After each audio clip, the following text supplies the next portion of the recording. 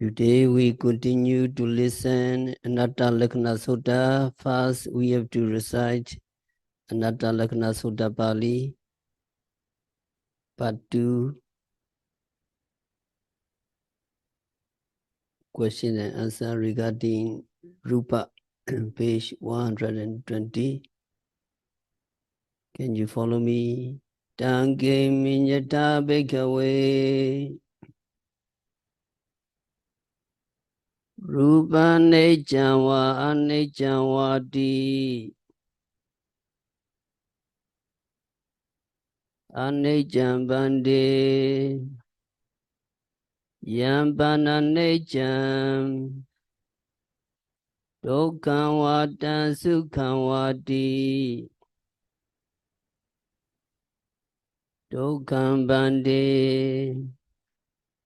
Yambana necca dukkhaṃ Viparinama dhammam Kalanutta samanupasito Etamama Eso amasami Eso me atati No hitam bande. Recite together.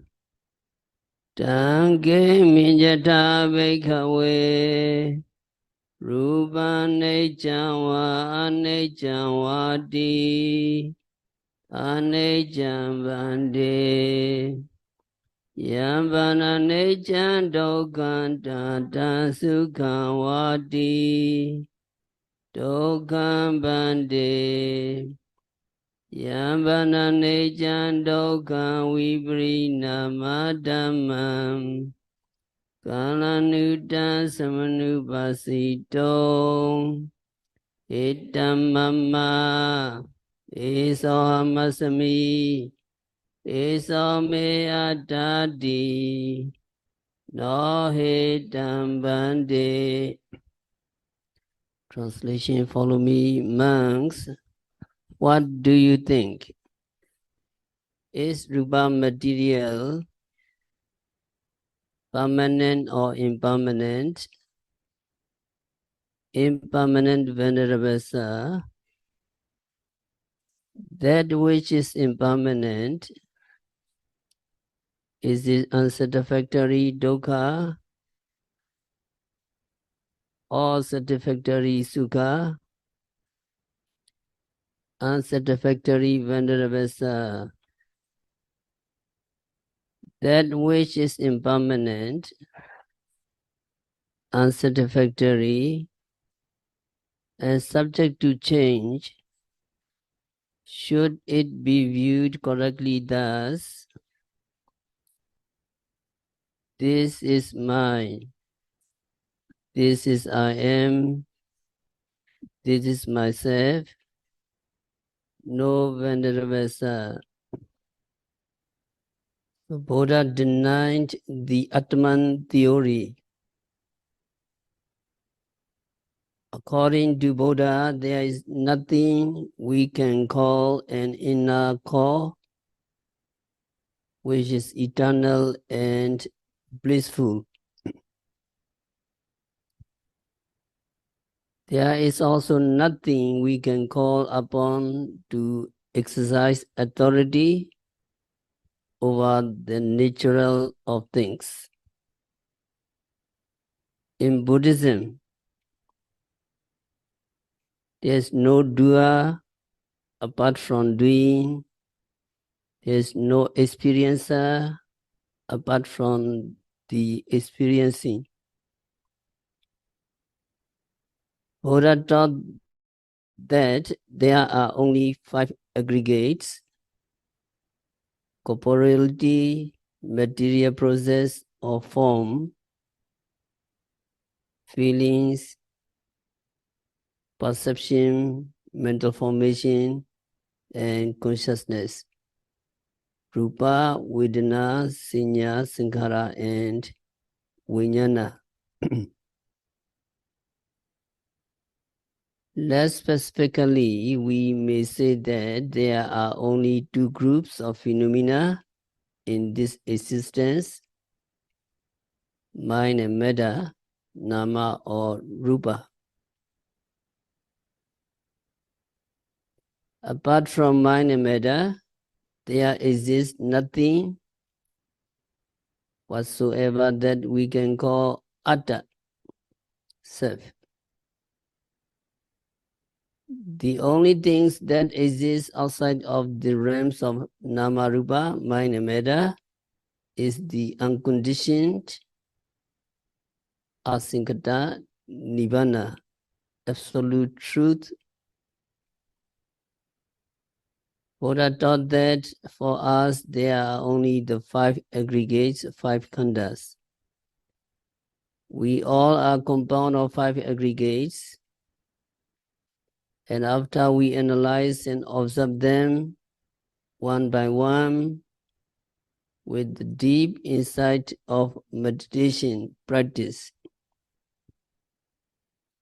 we realize that there remains nothing, no soul, no self, apart from the aggregates. The combination of the five aggregates is that we call a person, a being, a man, or a woman. There's nothing apart from the five aggregates: corporeality, feelings, perceptions, mental formations, and consciousness, which are interacting and dependent upon each other. No doer, no director, no experiencer, and no essence can be found. Atta, self, is merely an idea which has no corresponding reality whatsoever. Last few days we listened the scholar, ascetic scholar named Saccaka from the Majjhima Nikaya Sutta 25. Ascetic scholar named Saccaka was very famous one. One day he heard that Buddha taught the Anatta doctrine. Since he was a very sharp debater, he decided that he would go to the Buddha and convince him that the Anatta doctrine was wrong. Saccaka, the sharp debater, was very confident. He claimed that if he were to debate with a stone pillar, that pillar would sweat from fear. He claimed that just as a strong man takes a goat and flings it around his shoulders, so he would take hold of Gautama and fling him around in debate. So Saccaka, famous ascetic scholar, the teacher of Lijavi princess, and his followers went to the Buddha, and they exchanged greetings. Saccaka asked Buddha to explain the doctrine he taught. Buddha replied that he taught anatta, non-self. Saccaka countered, no, there is atta, there is self. Five aggregates, rupa, vedana, sanya, sankara, and vijnana are atta. Saccaka countered. And Buddha asked Saccaka of the Agivisana clan, Do you hold that Rupa is self, Vedana is self, Sanya is self, Sankhara is self, Vijnana is self? As Saccaka replied, yes, Venerable Gautama. I hold that view, and these people here also hold the same view. And Buddha asked him, Saccaka of Agivisana clan, leave aside other people's view. Let us hear what you hold as your own. It was Saccaka's intention to share the blame. If his view of Atta happens to be blameworthy, with the others present there. But the Blessed One asked him to continue his reply only for himself. So Saccaka was thus forced to admit that I hold that Rupa is my Atta, feeling is my Atta, Sanya perception is my Atta, Sankhara mental formation is my Atta, Vijnana consciousness is my Atta. Saccaka replied. Then Buddha asked him, Saccaka of the Agivasana clan, rulers like King Pasenadi and King Ajatasattu hold sovereign powers in their own dominions. These kings kill of those who should be killed. They punish those who should be punished. They banish those who should be banished. They rule over their countries as they will. It does not affect Saccaka? Buddha asked. Saccaka replied, sovereign kings have indeed such authority over their countries. Even the Lichavis princes elected by popular votes to rule hold such powers to kill, to punish, or banish in their own countries. Replied Saccaka, going beyond the bounds of the questions put to him, not foreseeing what effect it would have on his personal beliefs. Thereupon Buddha said, Saccaka of the Agivasana clan, you said Rupa is self, my Atta. Could you exercise control over that Atta, saying, let this Atta of mine be thus, let this Atta be not thus? Could you exercise control over that Atta? Buddha asked. The wanderer Saccaka was finding himself on the horns of dilemma.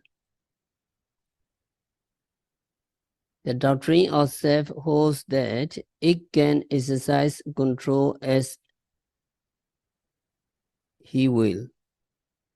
The Samyata clinging believes that it can manage self as it will.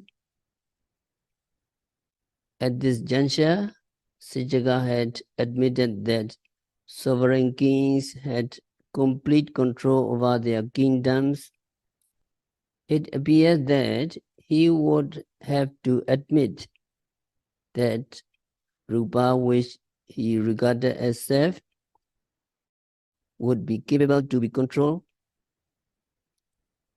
If he did that, there would come the further question whether he could exercise control over his Rupa so as to keep it youthful like the rupa of the Lichavi princess. Buddha replied, do you really think that rupa corporeity is atta? As it happens, Saccaka was very ugly, and if he said that rupa was atta, then Buddha could counter. Then, why don't you make yourself more handsome? So Buddha could counter in this way, so as to keep your body youthful and handsome, like the body of the Lichavi princess. And he was very ugly.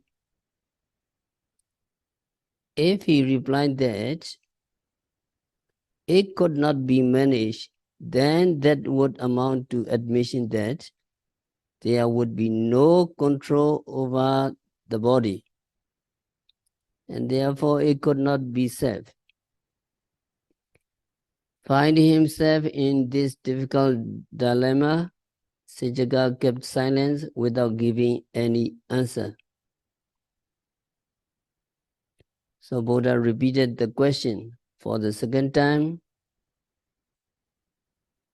but Saccaka remained silent all the time. Before asking him for the third time, Buddha gave him this warning. Saccaka of the Agivesna clan, you should better answer my question. It is not the time to remain silent. When questioned by a Tathagata for the third time, the person has to come up with the answer, or else his head will get split open into 7 pieces. So Buddha gave Saccaka this warning. At that time, a celestial ogre was said to be hovering above Saccaka's head. Armed with thunderbolt, the ogre was poised to split open his head with the thunderbolt. The ogre was visible only to the Buddha and Saccaka and invisible to other people. It is somewhat like ghost manifestation of present days, the ghost being visible to some people and invisible to other people.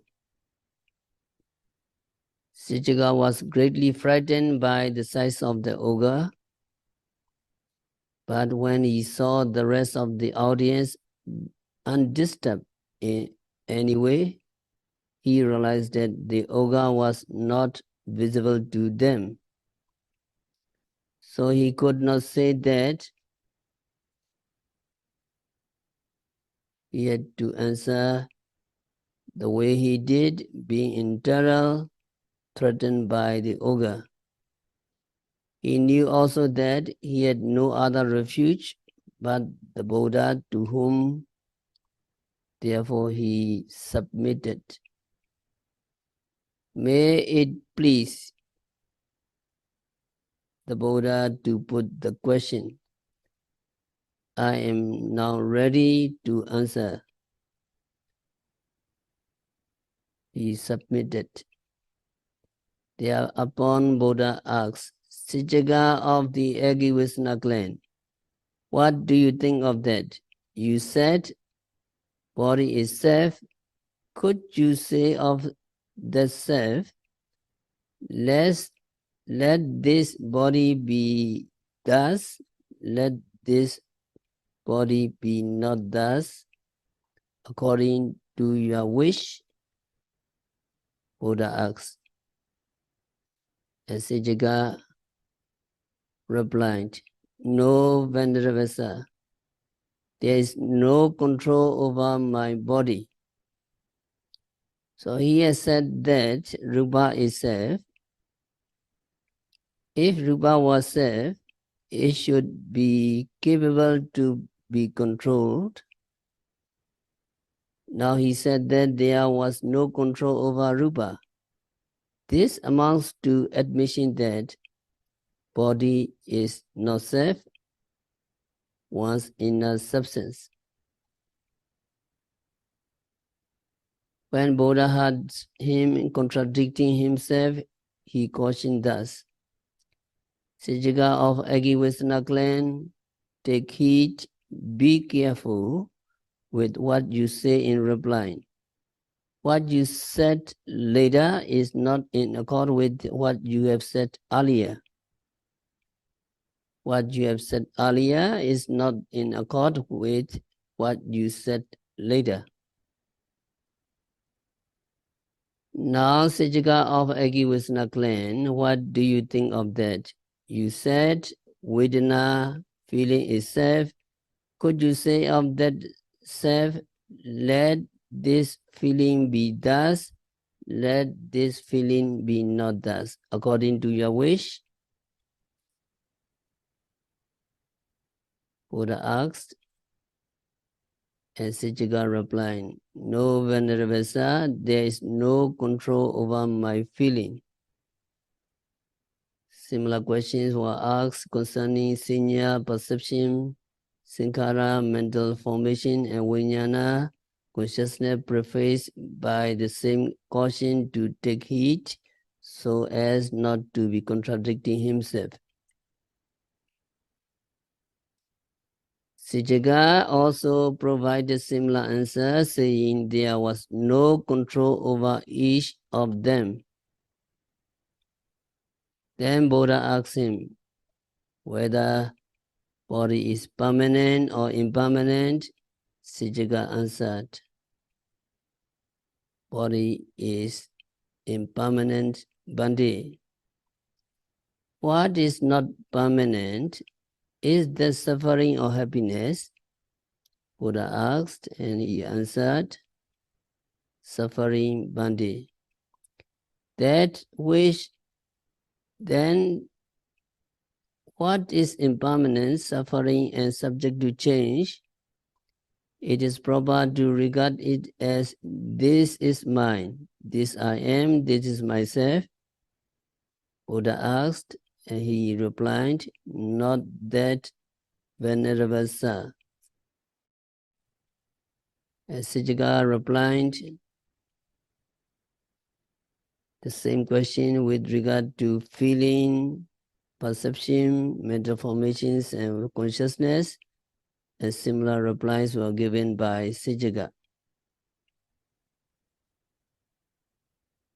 Then he was further questioned thus, Saccaka of Agivesana clan, what do you think of this? A certain person hold fast to these aggregates of suffering, clinging to them, attached to them, grasping them firmly, believing them to be this is mine, this I am, this is myself. Is there a possibility for this person to understand suffering truly?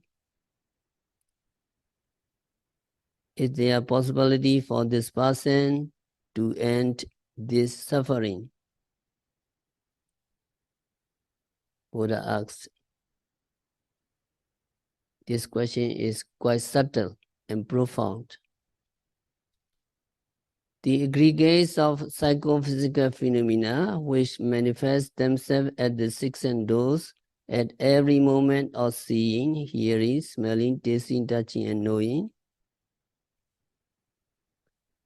The person who takes delight in them and thinks them to be this I am, this is mine, this is myself, would this person know that these aggregates of nama and rupa, mind and matter are suffering? Would it be possible for him or her to end these suffering, to be rid of these suffering? As Saccaka gave the answer according to the question asked. Venerable Gautama, how could it be possible for him or her to know the truth of suffering, to end the suffering? Impossible, Bhante. And Buddha asked, in that case, are you not the person who holds fast to these aggregates of suffering, clinging to them, attached to them, clasping them firmly? The person who believes them to be, this is mine, this I am, this is myself? Buddha asked, and Saccaka replied, the Blessed One, I am verily that person. Bhante, how could I be otherwise? The wanderer Saccaka had thought very hard of his own belief in utter self. He was very vain with regard to it, spoke boastfully about it. But when examined by the Buddha, he was forced to admit all along the error of his views. His belief in Attavada, was thoroughly annihilated. To give a final blow to his bloated ego, pride and vanity, Buddha taught thus by way of an illustration. And Buddha said, Saccaka of Agivisna clan, suppose a person wanting the hot wood went into the forest to look for it, see a plantain tree and believing to find the hot wood inside it. He felled the tree, cutting it down from the bottom of it. He cut off the top part of the tree and began to peel off the outer skin of the plantain trunk. Not to say of the inner hardwood, he could not even find the outer wood fiber that surrounds the inner substance in the plantain trunk. And Buddha continued, exactly as in that example. When I examine your doctrine in Atta, it is found to be void of essential inner substance. Did you not take the boast amidst the crowd in the city of Vesali?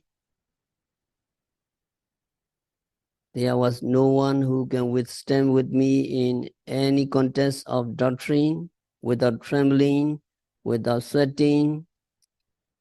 I have not yet come across any recluse or Brahmin who can withstand me without trembling nor sweating, nor anyone who has admitted himself to be an Arahant, fully accomplished worthy one, and who has become all enlightened. And you claim even a lifeless wooden post, not endowed with mind nor mental concomitants, when challenged by me in the matter of doctrine, would tremble and tremble down, not to say of a human person. Had you not made such boast, Saccaka of Agivisna clan? Buddha asked. As it happens, some of the sweat from your brows have soaked through your upper robe and are dropping on the ground. As for me, I have no sweat on my body. So saying, the Blessed One exposed a portion of his body so as to let people see for themselves. There was indeed no sweat in Buddha. The wanderer Saccaka, having nothing to say in reply, remained silent. He is so shy, embarrassed and crestfallen, with slumping shoulders and lower head. Then one of his followers, a Lijawi prince by the name of Domukha, rose and asked permission from the Buddha to bring up an illustration. The Buddha permitted. On being permitted by the Buddha, Domukha, the Lijawi prince, said, "The Blessed One, there was a pond not far from the town, and there was a crab living in that pond. The young people of the town came out from the town and arriving at the pond, got hold of the crab and placed it on land. That crab was clumsily raising its hands and feet, waving them about. Every time the crab raised its hands and feet, the young people had it smashed off by beating it with sticks or broken pieces of pottery. With its limbs thus crushed, broken, the crab could not make its way back to the pond. In a similar manner, the Blessed One destroyed all the thorns or spikes of Saccaka wrong view. Buddha destroyed all the punctures of wrong views and movements of his wrong views. Thus, there is no more possibility for Saccaka to approach the Buddha again to dispute over doctrinal matters. While Domukha, the Lijawi prince was addressing the Buddha, other Lijawi princes were anxiously waiting their turn to denounce the wanderer Saccaka by more illustrative stories. Seeing the dangerous situation developing in which the Lijawi would be heaping disgrace on him one after another, wanderer Saccaka decided to stop Domukha from making further remarks. "Domukha, hold on. We are having our discussion with the Venerable Gautama, not with you," Saccaka told Domukha. Then he addressed the Blessed One. "The Venerable Gautama, let those be what we have said and what others have said. I wish to bring them to a close. There have been such nonsense talk." Saccaka asked Blessed One. Then Saccaka asked the Blessed One how the person had to practice in the Buddha disposition to reach the stage where skeptical doubts are overcome and courage and conviction attained. And Buddha taught him that the person has to engage oneself in the practice of meditation until he or she attains the stage when he can see with vipassana insight and knowledge of the path that the five aggregates of rupa, vedana, sañña, sankhara, and vijnana, which are liable to be misconceived as "this is mine, this I am, this is myself," are in reality This is not mine. This I am not. This is not myself. So Buddha taught him, he or she have to engage in the practice of meditation. And Saccaka wanted to know also how to practice to become an arahant. And Buddha told him that after realization that aggregates of mind and matter are not mine, this I am not, this is not myself,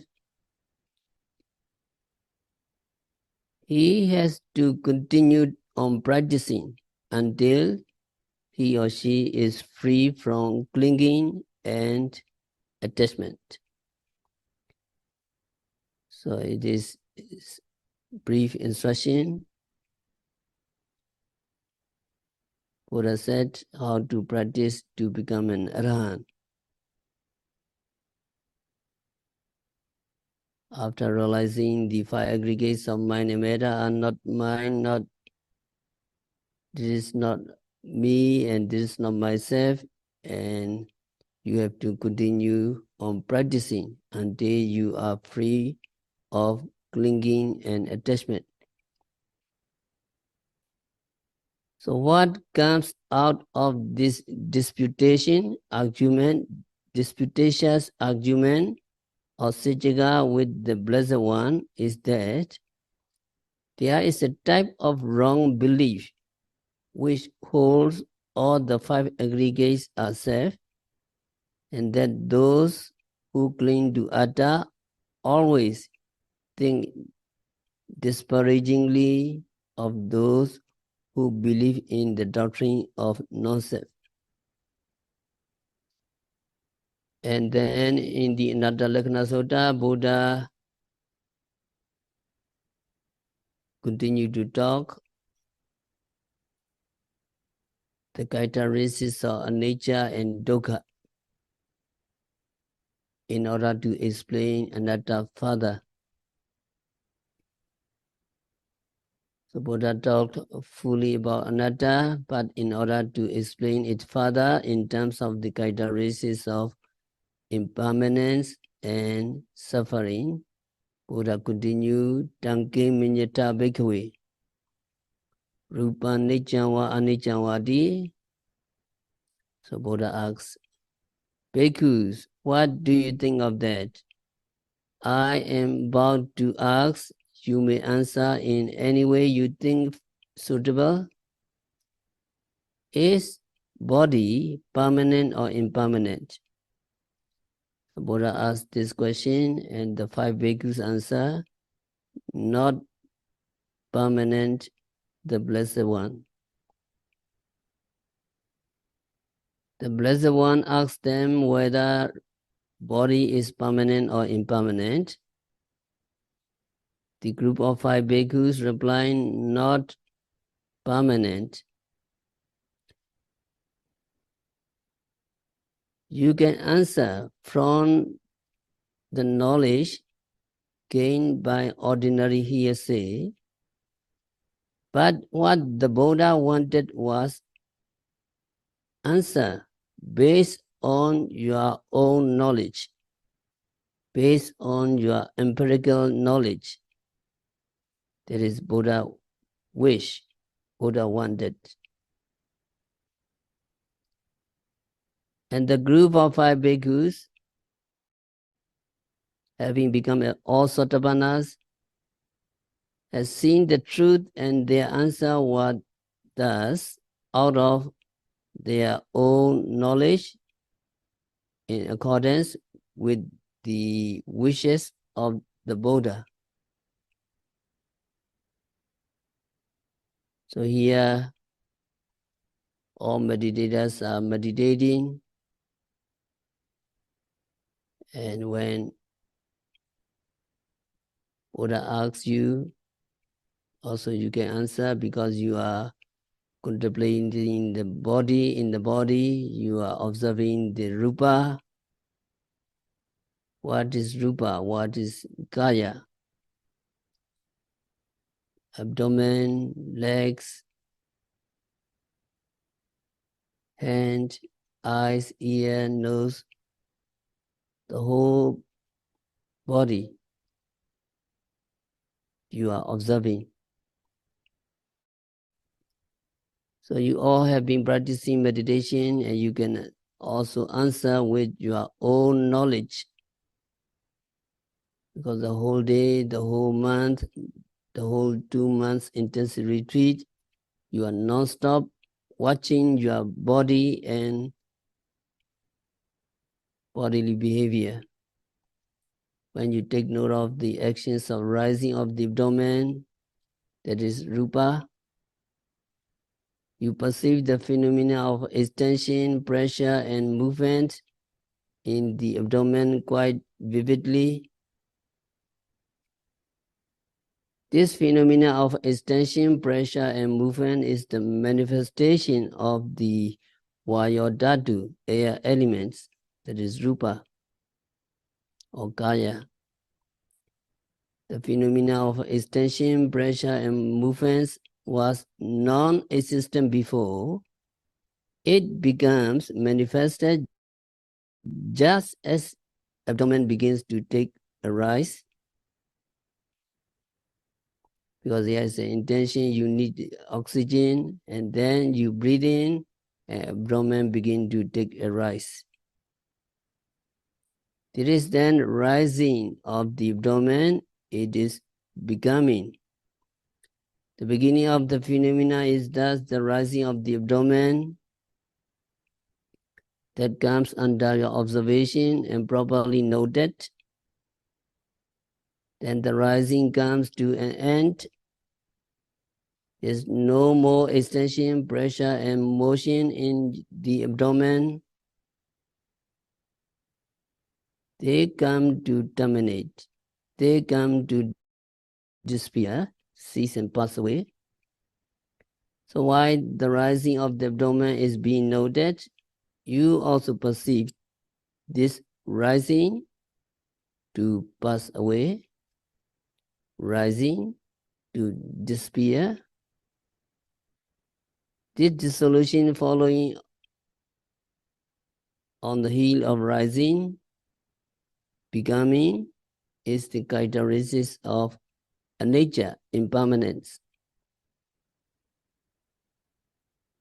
Realizing this nature of impermanence in the course of noting the rising and falling of the abdomen, contemplating the body, is true insight knowledge of impermanence, that is anicca nupassana jnana. This is jnana. This knowledge of impermanence accruing from noting the beginning and end of each arising constitute samasana jnana, knowledge of comprehension, the first step in the series of 10 jnana developed through your vipassana meditation. So in this samasana jnana, knowledge of comprehension, you see through only the beginning and ending of the phenomenon of same types of namarupa.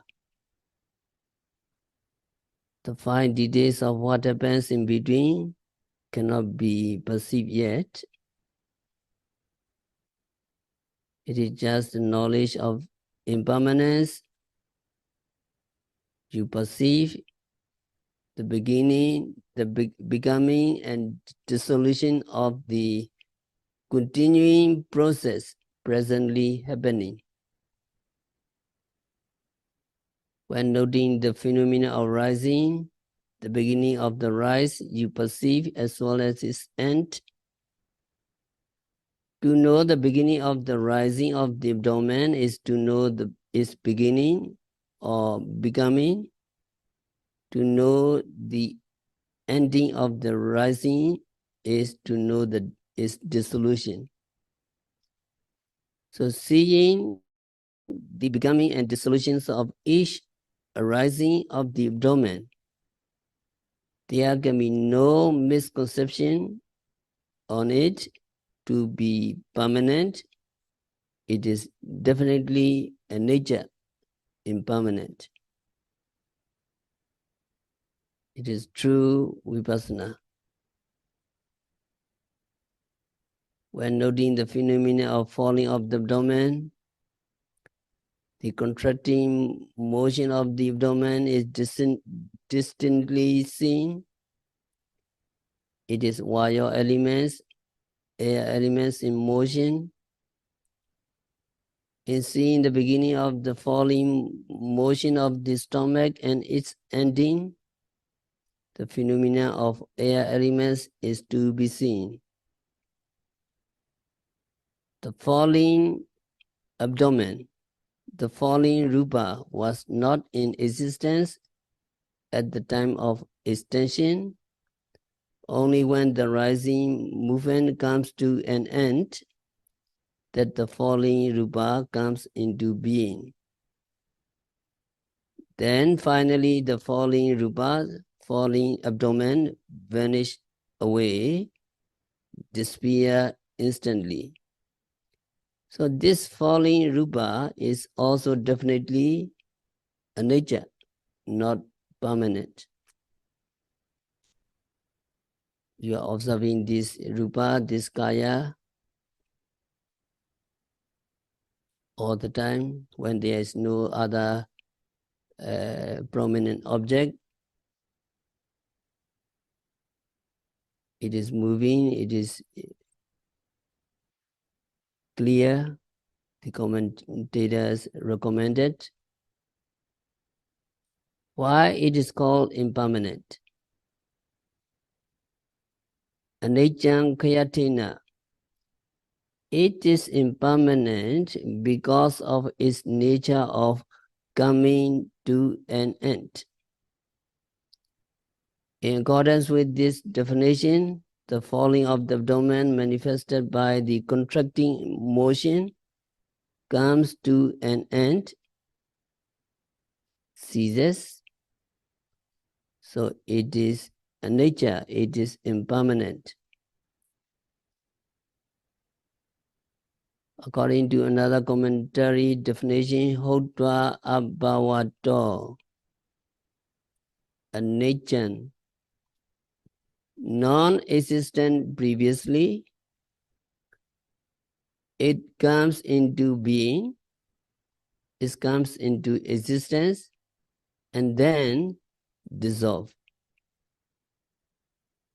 perish away. So it is a nature, it is impermanent.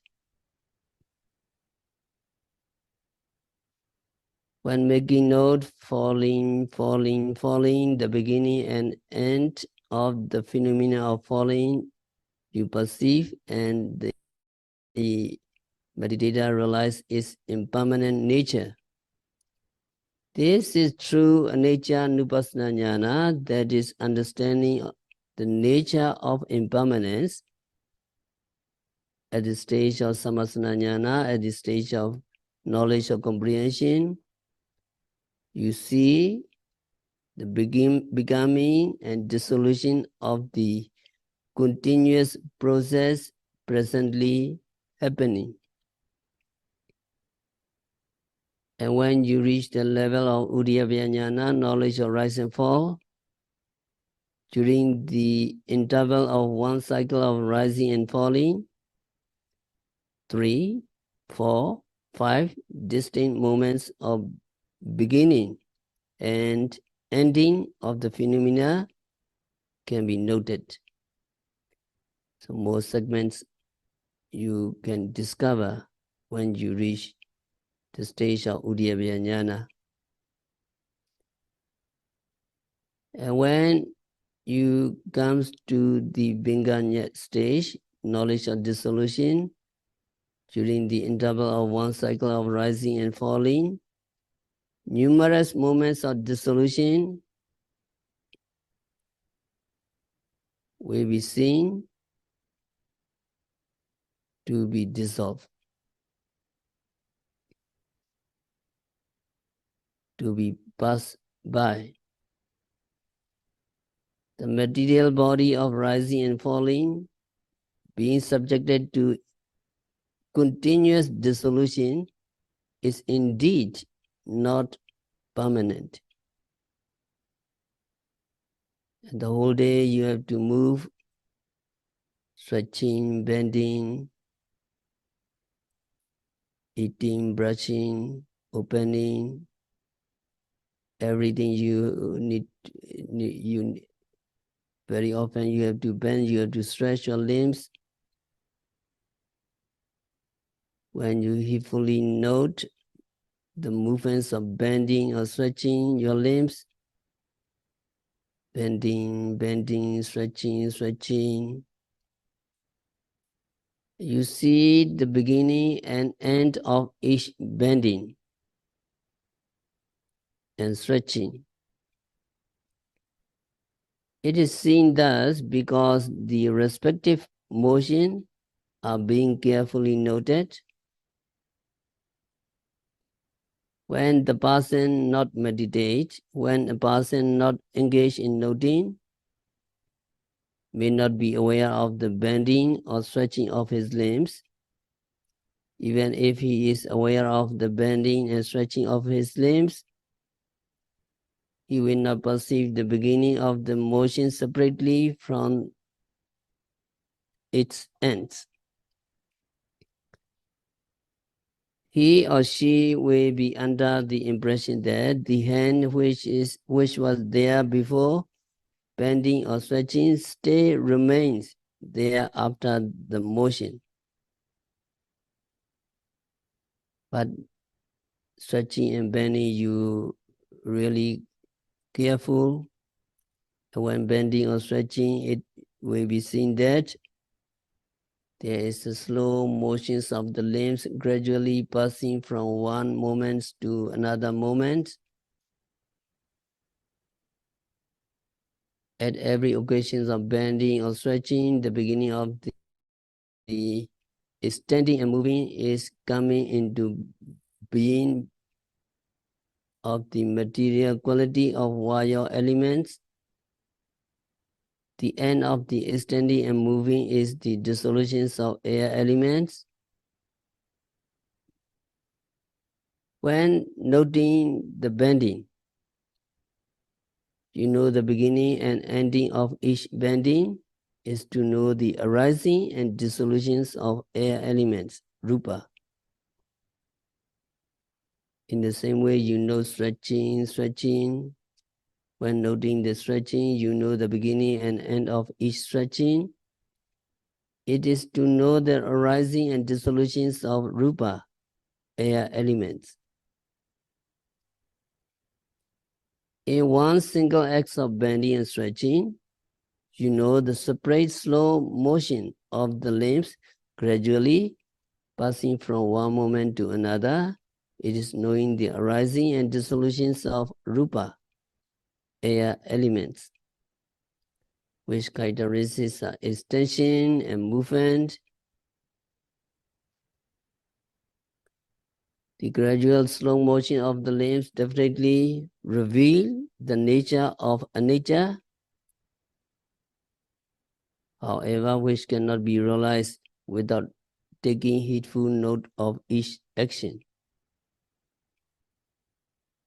Walking meditation, you very meticulously practicing. While going, you are taking note of as right step, left step. You know the beginning and end of each step. This is knowing the arising and dissolutions of rupa, air elements, which is responsible for extension and movement of the legs. In the same way, you take note of the movements of the legs in raising, pushing forward, dropping. You know separately the beginning and end of movements, raising, pushing forward, dropping down. It is also knowing the arising and dissolutions of rupa, air elements. Knowing the separate slow motions of the legs involved in each act of moving is also knowing the coming into being and dissolutions of rupa, air elements. So, air elements, this rupa responsible for movements of each step, is arising and passing away with each step, and is therefore, you can answer Anicca Bhante. When noting the feeling or touch, sometimes you know touching, because some people rising, falling not clear, touching point, they try to note it. When noting the feeling or touch that may be felt anywhere on the body, you know the arising or sensations of touch and its disappearance. It is knowing the arising and dissolutions of rupa, material quality involved in touch sensation or touch. You also know arising and passing away of sensitive material qualities of your own body, as well as that of the tactile body. Touching, you notice very fixedly, and you realize the freshly arising material bodies are not stable, they are impermanent, because you have seen their continuous arising and passing away of actual noting. So hearing is experienced by many yogis. When hearing and you take note of hearing, keep your mind inside the ear, and you notice the sound to be freshly arising and disappearing, and this knowing the arising and dissolutions of the sound wave. So the sound which arises every time sound is heard is not permanent. Along with these material qualities of sound, the material qualities of the eardrum, on which sound makes its impression, also arise afresh and disappear with the sound wave. So once the arising and dissolution of sound wave is perceived, the arising and dissolutions of the material qualities of eardrum, you also understand. So you perceive only arising and disappearing of the sound wave. So don't worry that your ears also disappearing simultaneously.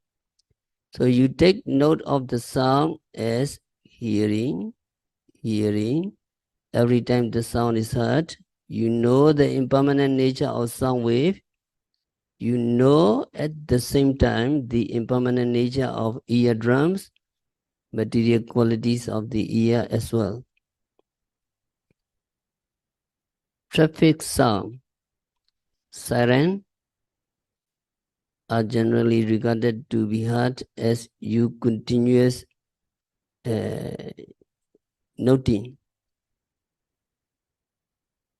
So meditators, when their vipassana insight knowledge is grown strong, those sound waves appear in minute portion, section by section, one after another.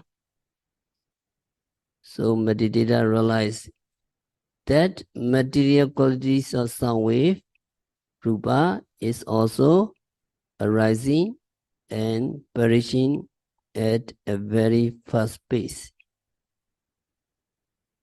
So all the rupa come into you and you observe trustlessly, and you see these rupa are impermanent. So we will continue next time. We have to stop our discourse for today. By practicing Vipassana meditation, by observing every phenomena occurring at the six senses, by noting Kaya, Vedana, Citta, Dhamma, body, feeling, consciousness and Dhamma objects continuously and meticulously, may all yogis be liberated from all suffering. May all yogis realize the real peace in the very near future.